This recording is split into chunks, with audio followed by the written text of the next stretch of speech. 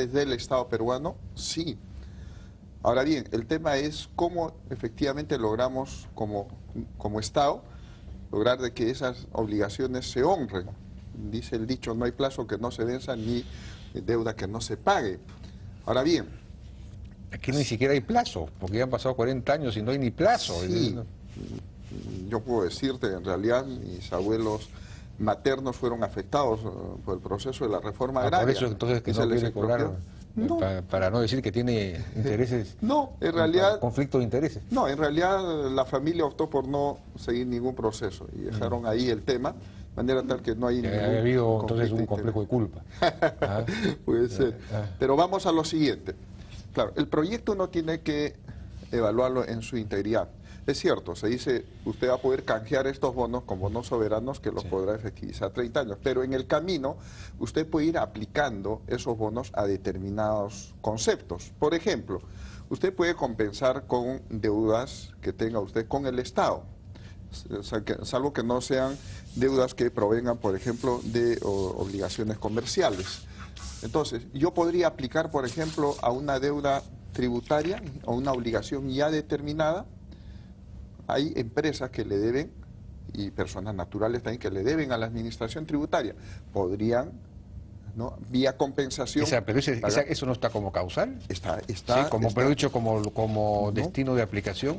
Claro, está el uso regular. El acreedor puede usar sus bonos soberanos en las siguientes formas. Y una de las formas es, ¿no es cierto?, la compensación de deudas con el Estado de conformidad con el artículo 1287. Hay temas que son interesantes, efectivamente, que irían en la línea, por ejemplo, de decir, oiga, yo puedo permitirte que tú importes bienes, equipos, que los destines al sector agropecuario y los aranceles, por ejemplo, los puedes pagar con bonos. Eso está permitido. Me parece en el tema promocional interesante. Pero en esto de las deudas, ¿cuál es el problema? Si una persona le debe al Estado y a su vez el Estado le debe a esa persona, ¿por qué no se pueden matar las dos deudas? Ese sería ese sentido común. Pero pasa lo siguiente, Jaime. Tú sabes también de que no siempre el tenedor, en este caso el bono, es un deudor originario, ¿no? Porque aquí de por medio ha habido y hay transacciones a través de las cuales estos títulos valores han ido circulando. Pero hay temas que es bueno analizar, Jaime, si tienen o no tienen una repercusión y cómo se implementa esto. Por ejemplo, el artículo 8, que se regula como factor de actualización, contiene en el fondo una norma que se llama en derecho el anatocismo, es decir, a partir de la cual está o no está permitido, por ejemplo, capitalizar intereses, ¿no? Y contiene una disposición expresa de tema que si se capitalizan intereses y si es que yo capitalizo intereses anualmente, es probable que también tenga una deuda que en el tiempo crezca de tal manera que ya se hace propiamente impagable también. O sea, son temas que tienen que ser evaluados. Ahora bien, desde el gobierno, ¿cuál es en realidad nuestra situación? Este proyecto de ley, hay que decir, es un proyecto de ley antiguo. Dicho sea de paso, fue ya observado en el gobierno del señor Toledo, en mayo del año 2006. Fue actualizado en el actual periodo legislativo, ¿no?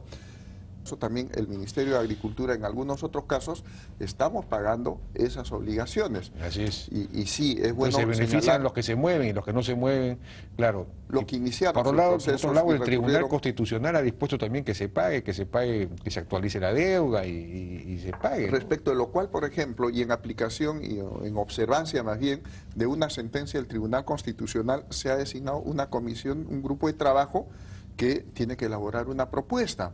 Entonces, este proyecto de ley, es cierto, pues, tiene un antecedente que nos parece razonable y justo que se reclame.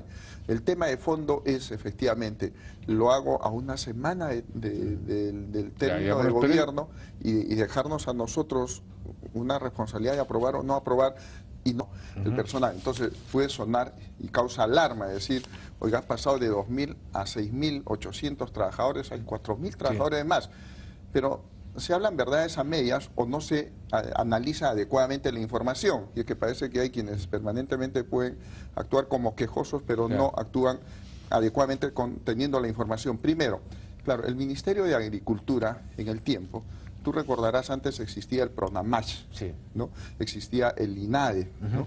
Entidades que han sido absorbidas por el Ministerio de Agricultura. Ese proceso de absorción significa que ese personal que antes trabajaba en PRONAMASH, como el que trabajaba en INADE, pasa a ser considerado como personal del Ministerio de Agricultura. Primer tema. Segundo tema. Han abierto procesos de reincorporación producto de los ceses colectivos producidos durante el gobierno del señor Fujimori.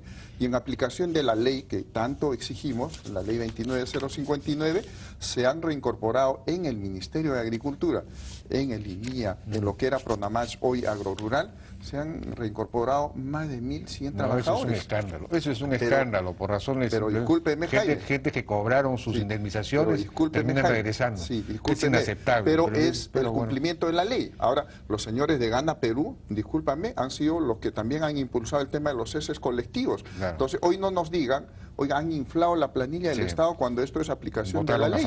Votaron a favor de eso. En una anterior oportunidad que tuvimos ocasión de conversar respecto del registro de insumos químicos y productos fiscalizados, yo en esa oportunidad, siendo ministro de la Producción, expresé que se venía trabajando ya el expediente técnico y que garantizamos que al final de este gobierno se entregaría ese producto. ¿Puedo comentarte, Jaime, ¿no?, que ya se está concluyendo con la elaboración de ese expediente técnico de 4 productos entregables que se tienen en el contrato con la Universidad Nacional de Ingeniería, y han sido entregados los 3 primeros entregables y en los próximos días se tendrá el 4º producto? Es decir, habremos cumplido con la parte que nos correspondió y que como ministro de la Producción yo me comprometí aquí en este programa. Bueno, muy bien, nos alegra.